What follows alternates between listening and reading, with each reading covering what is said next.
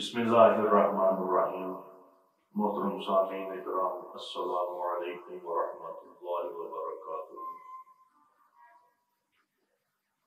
आज हम फिर आपके सामने सिलसिला कुरानी वाक़ियात लेकर हाजिर हुए।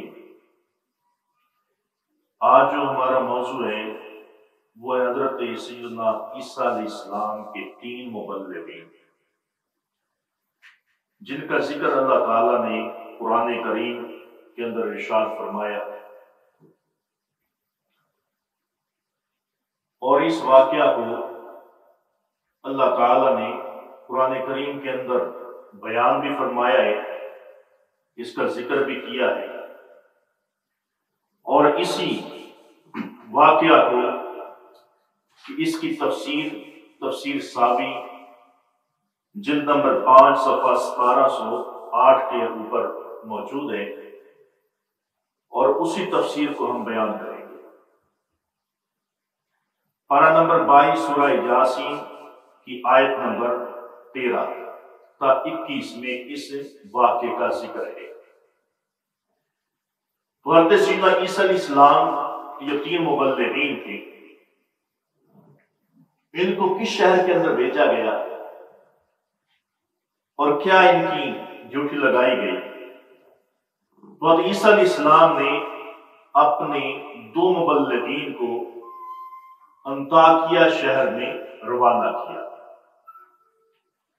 यह मुल्क शाम का बड़ा बेहतरीन शहर है,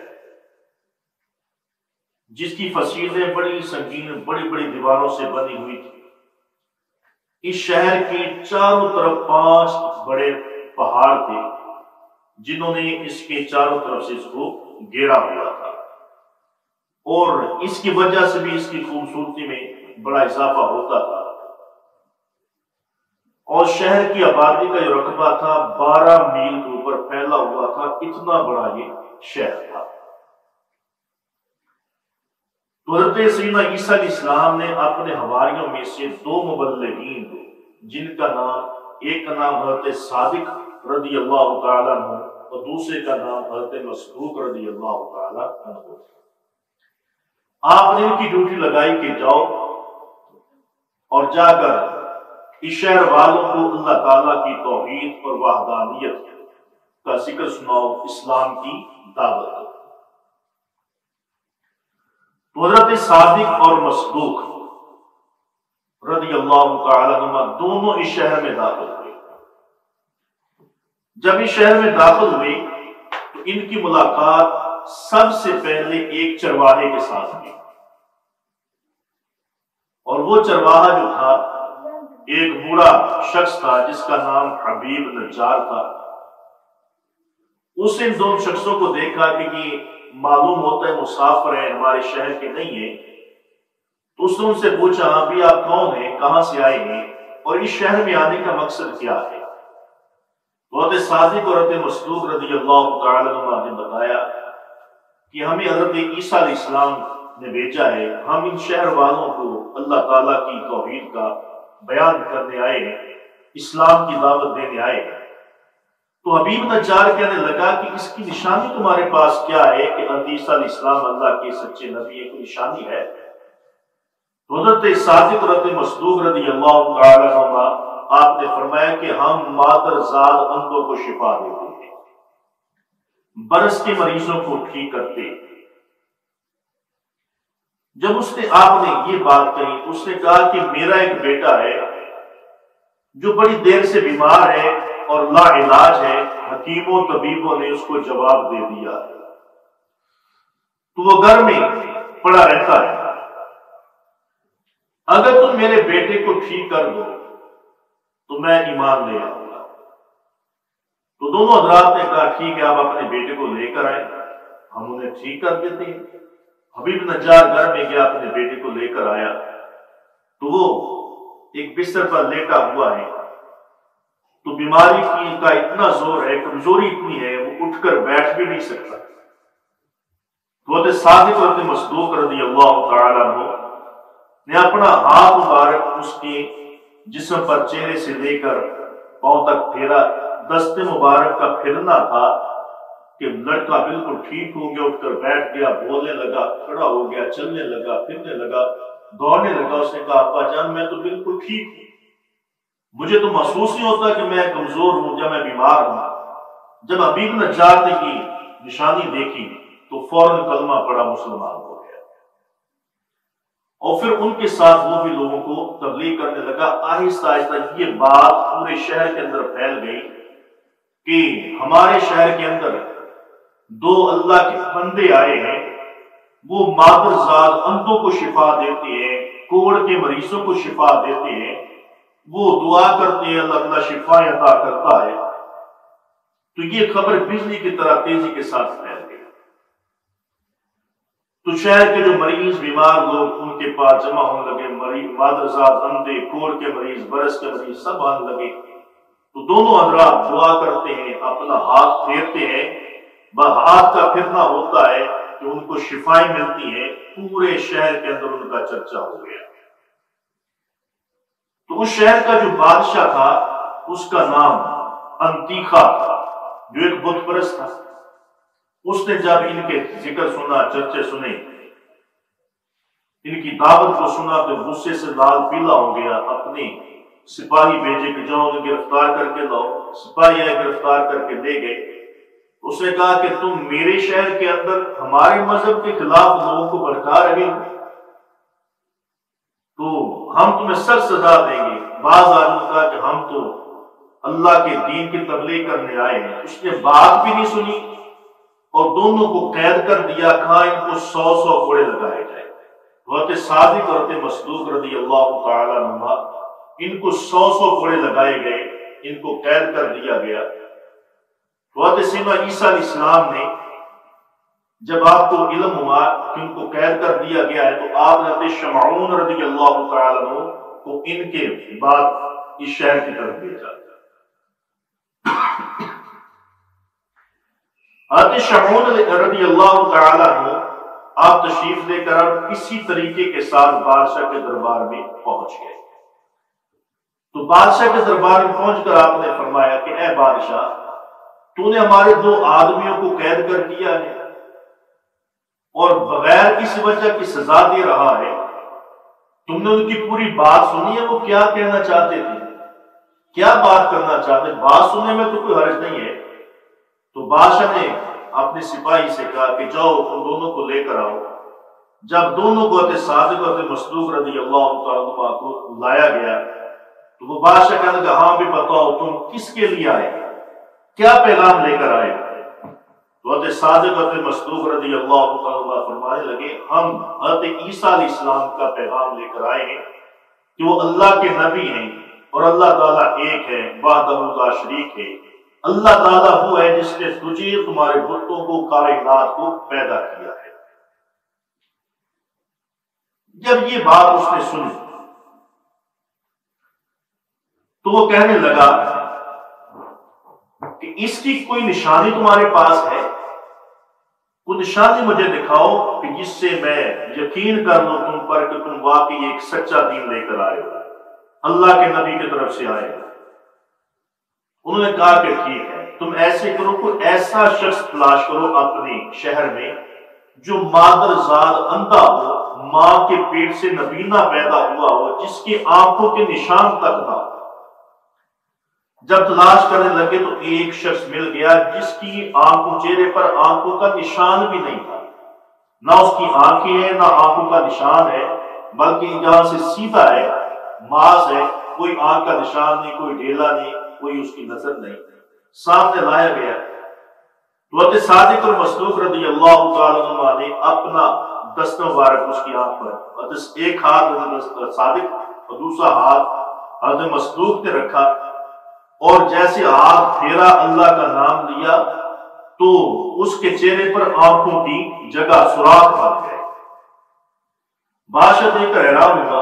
پھر انہوں نے کیا کیا، مٹی لے کر اس کو گوندھ کر اس کے 2 گلیلے جو ہوتے ہیں وہ بنائے، مٹی کے بنا کر اس کی آنکھ کے اندر لگا دیے، اوپر ہاتھ پھیر دیا اور اللہ تعالیٰ کی بارگاہ میں دعا کی۔ وہ مٹی کے گلیلے ان کی آنکھ میں جا کر جو ہے آنکھ بن گئی، اور ڈیلے بن گئے اور نظر آنا شروع ہو گیا، وہ بالکل شفا یاب ہو گیا۔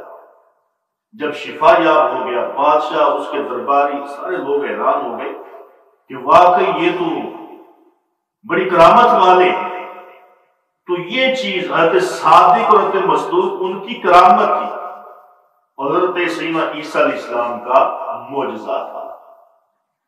بادشاہ نے دیکھا، حیران ہو گیا۔ حضرت شمعون رضی اللہ تعالیٰ عنہ آپ نے فرمایا، اے بادشاہ مجھے بتا، تیرے بت یہ کام کر سکتے ہیں؟